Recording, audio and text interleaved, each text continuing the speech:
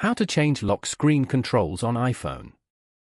To get started, first of all go ahead and swipe down on the screen from the top.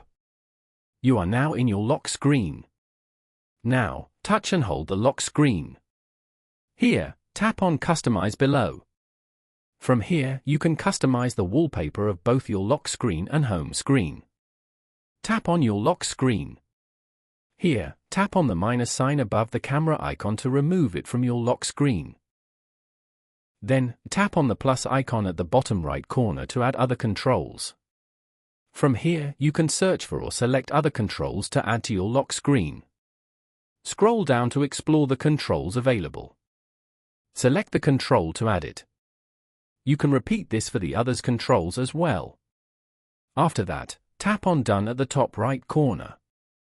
Following these steps, you can easily change lock screen controls on iPhone.